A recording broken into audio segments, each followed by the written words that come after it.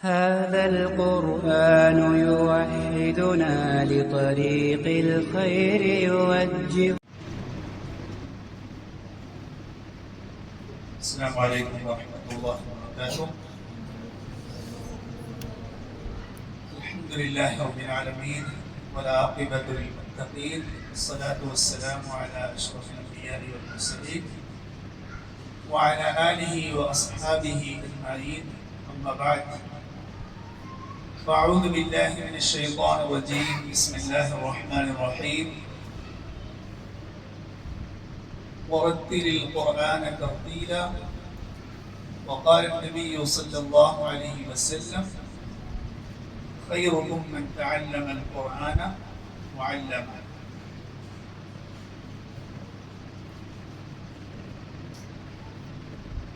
عزیز طلبہ، ذمہ داران، بہت شکر گزار ہوں کہ بہت ہی خوبصورت اور عظیم مجلس کا حصہ بننے کا اللہ رب العزت نے مجھے موقع دیا. قرآن کی مناسبت سے یہ مجلس منعقد کی گئی ہے، اور جو تلاوت قرآن مجید کے 2-3 نمونے میں نے سنے ہیں، الحمدللہ طبیعت خوش ہوگی.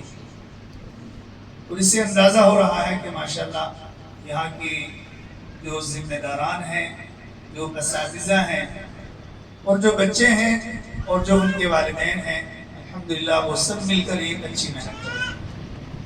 اس پر سب مبارکباد کے مستحق ہیں، اور اللہ رب العزت سے دعا ہے کہ اللہ رب العزت اس محنت کو مزید کامیاب بنائے اور ہمارے بچوں کو پختہ سے پختہ اور بہترین سے بہترین حفاظ ان کو بنائے. قرآن مجید حفظ کرنا یہ بہت عظیم کام ہے، بہت بڑا علم ہے یہ کہ قرآن مجید حفظ کیا جائے. اور یہ بہت سارے لوگ دل کے اندر یہ خواہش لے کر جیتے ہیں کہ ہم حافظ بن جائیں یا ہمارے بچے حافظ بن جائیں، لیکن یہ کوئی آسان کام نہیں. ہمارے جو بچے حفظ کر رہے ہیں وہی جان سکتے ہیں کہ حفظ کرنے کے لیے کتنی بڑی محنت اور کتنی جو ہے مشقت اس میں لگتی ہے، اور کتنا وقت درکار ہے، اور کتنی زیادہ محنت اس کے لیے کرنی پڑتی ہے حفظ کرنے کے لیے. تو جتنے بھی بچے یہاں پر موجود ہیں اور جو اس ادارے کے اندر حفظ کر رہے ہیں، وہ مبارکباد کے مستحق ہیں کہ انہوں نے ایک بہت اچھا قدم اٹھایا ہے قرآن مجید حفظ کرنے کا. اللہ رب العزت ان کو جلد سے جلد حافظ قرآن بنائے. ہم اللہ رب العزت سے اس بات کی دعا کرتے ہیں. قرآن مجید حفظ کرنا یہ کام ہے، اور قرآن مجید کو بہترین انداز سے حفظ کرنا یہ اس سے بڑا کام ہے. بہت سارے لوگ حفظ کرتے ہیں، لیکن حفظ کے اندر کیا ہے، کمیاں کوتاہیاں رہ جاتی ہیں. صحیح مخارج کے ساتھ، صحیح تلفظ کے ساتھ، قواعد کی، تجوید کی رعایت کرتے ہوئے حفظ کرنا یہ بہت ضروری ہے. بہت سارے حفاظ آپ ان کو سنیں گے تو لگے گا ہی نہیں کہ انہوں نے کسی جو ہے ادارے سے حفظ کیا ہے، یا حفظ کے جو اصول اور ضوابط ہیں ان کا خیال رکھتے ہوئے حفظ کیا ہے. حفظ کرنا یہ بڑی بات نہیں ہے، اس کو اچھے انداز سے حفظ کرنا، بہترین انداز سے، خوبصورت آواز کے ساتھ، اور اسی طرح سے تجوید اور قواعد کی رعایت کرتے ہوئے اس کو یاد کرنا یہ زیادہ ضروری ہے. اللہ کے نبی صلی اللہ علیہ وسلم نے فرمایا کہ من لم یتغنى بالقرآن فلیس منا، کہ جو شخص قرآن کریم کو گنگنا کر، یعنی اس کو خوبصورت انداز میں نہ پڑھے، تو ہم میں سے نہیں. یعنی قرآن کو خوبصورت آواز سے اور بہترین اچھے نطق اور اچھی ادائیگی کے ساتھ پڑھنے کی کوشش کرنی چاہیے. لیکن اس کے لیے کیا ضروری ہے، اگر آپ کی آواز بہت اچھی ہے لیکن آپ تجوید کی رعایت نہیں کر رہے ہیں تو وہ آواز کا اچھا ہونا اور اچھے لہجے میں قرآن پڑھنا وہ آپ کا رائے گاہ چلا جائے گا۔ آواز اچھی ہونے سے پہلے آپ کو سب سے زیادہ توجہ دینی ہے مخارج پر، حروف کی ادائیگی پر۔ تجوید کے جو قواعد ہیں، مد، غنہ، اخفا، اقلاب، ادغام اور اسی طرح سے جو دوسرے قواعد ہیں، اگر آپ ان کی رعایت نہیں کر رہے ہیں اور آپ بہت خوبصورت آواز میں پڑھ رہے ہیں، اگر آپ سے تھوڑی سی بھی اگر تجوید کی غلطی ہو گئی تو سمجھ لیجیے آپ کی وہ آواز اور وہ حسن جو ہے وہ بیکار چلا جائے گا۔ پھر آپ کی آواز کی طرف کسی سننے والے کی توجہ نہیں جائے گی اگر آپ نے ایک چھوٹی سی بھی غلطی تجوید کی کر دی۔ اسی لیے نبی صلی اللہ علیہ وسلم نے فرمایا کہ قرآن مجید میں اللہ رب العزت نے فرمایا کہ وَرَتِّلِ الْقُرْآنَ تَرْتِيلًا، کہ قرآن مجید کو ترتیل کے ساتھ پڑھو، ٹھہر ٹھہر کر حروف کو ان کا جو حق ہے اور جو ان کی مخرج کی جو جگہ ہے اس جگہ سے اس حسن کے ساتھ، اس بہترین انداز کے ساتھ ان کو کیا ہے ادا کیا جائے۔ تو ماشاءاللہ یہاں پر جو اساتذہ ہیں، جس طرح سے میں نے ان کا تعارف سنا، اللہ رب العزت سے ہم یہ دعا کرتے ہیں کہ آپ سب کو اللہ رب العزت جلد از جلد حافظ بنائے۔ لیکن حفظ کرنا یہ بہت آسان ہے، حفظ کو یاد رکھنا یہ بہت مشکل ہے، اور ہمارا اصل مقصد ہی ہونا چاہیے۔ آج ہو سکتا ہے کسی کے ماں باپ کی خواہش ہو کہ میرا بچہ حافظ بن جائے، یا بچے کے دل کی خود کی تڑپ ہو کہ مجھے حفظ کر لینا چاہیے، لیکن اگر آپ کے اندر یہ عزم نہیں ہے، یہ پختہ ارادہ نہیں ہے کہ میں نے اس حفظ کو یاد رکھنا ہے، اور اگر آپ نے وہ عزم نہیں کیا ہوا ہے تو پھر یہ حفظ بہت جلدی آپ کے سینے سے نکل جائے گا۔ حفظ کر لینا بہت آسان ہے، 1 2 سال 3 سال ایسے بھی بچے آج کل ہیں جو 3 مہینے 4 مہینے 6 مہینے کے اندر حفظ کر لیتے ہیں، لیکن آج بہت بڑی تعداد حفاظ کی ایسی ہے کہ جو ان کو اگر مغرب کی نماز پڑھانے کے لیے مصلی پہ کھڑا کیا جائے تو ان کے لیے مشکل ہو جائے گا، کیونکہ وہ قرآن بالکل بھول چکے ہیں۔ انہوں نے قرآن یاد کیا لیکن اس کو یاد کرنے کی کوشش نہیں کی۔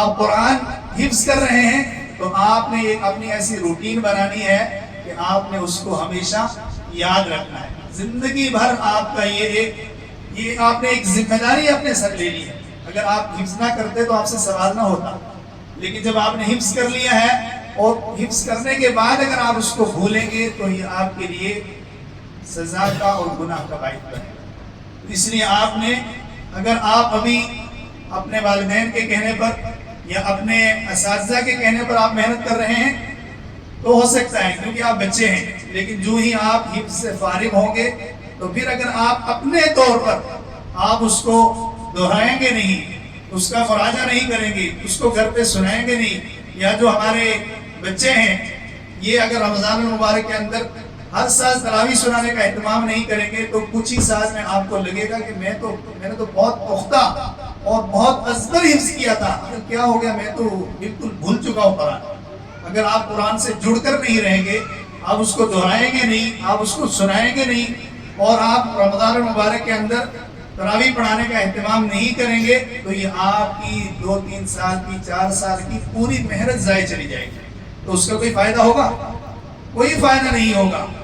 اور اگر آپ کے ساتھ حافظ یا حافظہ کا لقب لگا ہوا ہے اور آپ قرآن بھول چکے ہیں، آپ کو کوئی اگر حافظ یا حافظہ کہہ کر پکارے گا بھی تو آپ کو اپنی ذات پر خود شرمندگی محسوس ہوگی، یار مجھے حافظ کہا جا رہا ہے، مجھے حافظہ کہا جا رہا ہے، لیکن مجھے تو قرآن یاد ہی نہیں ہے۔ تو اس شرمندگی سے بچنے کے لیے اس دنیا کے اندر بھی اور آخرت کے اندر بھی آپ نے یہ عزم کرنا ہے کہ میں نے اس قرآن کو یاد رکھا، اور اس کا ایک ہی ذریعہ ہے کہ آپ قرآن دہراتے رہیے، پڑھتے رہیے صبح شام، اور اتنا پڑھیے کہ آپ کو خود یہ اعتماد رہے کہ ہاں مجھے قرآن یاد ہے۔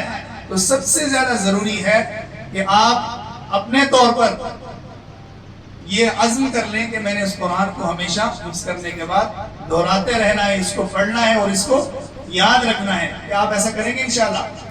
انشاءاللہ یہ بہت ضروری ہے، ورنہ اس ادارے کی ذمہ داران کی، آپ کے والدین کی، کیونکہ حفظ کرنے کے لیے صرف ایک بچے کی محنت نہیں ہے، ایک تو ہم اکیڈمکس پڑھتے ہیں، اسکول کالج پڑھتے ہیں، وہ ایک الگ محنت ہے، لیکن حفظ کرنے کے لیے ایک الگ ہی محنت چاہیے.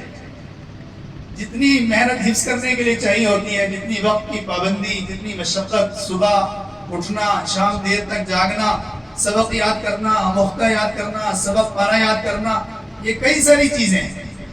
اور آپ یاد کرتے کرتے کرتے آگے نکل گئے تو ایسا نہیں ہے کہ آپ نے چھوڑ دیا، پیچھے کا بھی آپ نے یاد رکھنا ہے.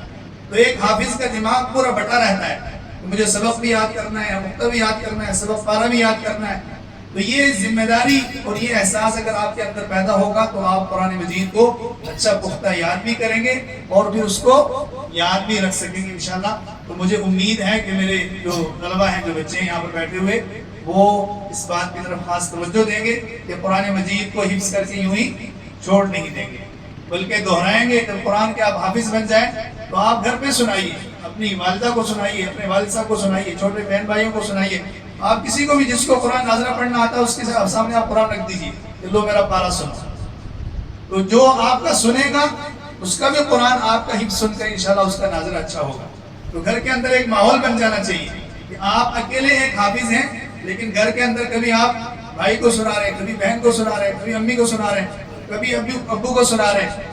تو پورے گھر کے اندر ایک حفظ کا سننے سنانے کا کیا ہے، ماحول بن جانا چاہیے انشاءاللہ. تو ایسا ہوگا انشاءاللہ انشاءاللہ ضرور. ورنہ اگر آپ نے قرآن یاد کیا، یہ محنت کی، اتنے سال لگائے اور پھر بعد میں آپ نے اس کو چھوڑ دیا، کیونکہ بعد میں ہوتا بھی بہت مشکل ہے. آپ کو دوسری جو تعلیم ہے وہ بھی اپنی جاری رکھنی ہے. تو قرآن سے بسا اوقات جو ہے دوسری ذمہ داریوں یا دوسرے جو ایکٹیویٹیز ہیں ان کی وجہ سے بہت کم وقت ملتا ہے آپ کو، لیکن وہ وقت آپ نے نکالنا ہے. یہ بہت بڑی ذمہ داری آپ کے سر جو ہے آپ کے سر عائد ہوتی ہے کہ آپ نے قرآن کو اگر حفظ کر لیا تو پھر آپ اس سے جڑ کر رہیں، ہمیشہ آپ اس کو یاد کرنے کی کوشش کریں.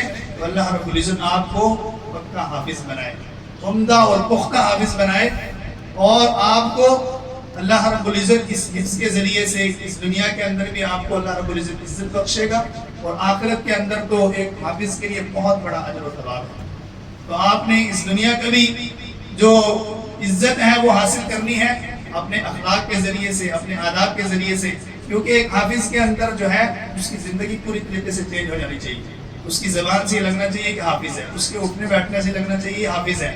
اگر آپ حافظ ہیں اور آپ جھوٹ بولتے ہیں، اگر آپ حافظ ہیں اور آپ جو ہے دوسرے کی غیبت کرتے ہیں، اگر آپ حافظ ہیں آپ نماز چھوڑتے ہیں، اگر آپ حافظ ہیں اور گھر کے آپ کے والدین، آپ کے بہن بھائی آپ کے ادب اور اخلاق سے جو ہے خوش نہیں ہیں، تو پھر آپ کا حفظ کرنا یہ بھی کچھ خاص اس کا فائدہ نہیں ہے. تو ایک حافظ کو مکمل طور سے اپنی زندگی جو ہے وہ کتاب و سنت کے مطابق گزارنے کی، اور اس کی ایک خاص ذمہ داری عائد ہو جاتی ہے کہ مجھے اپنے آپ کے اندر دوسرے جو بچے حافظ نہیں ہیں ان سے بالکل الگ میں نے بن کے اپنے آپ کو دکھانا ہے.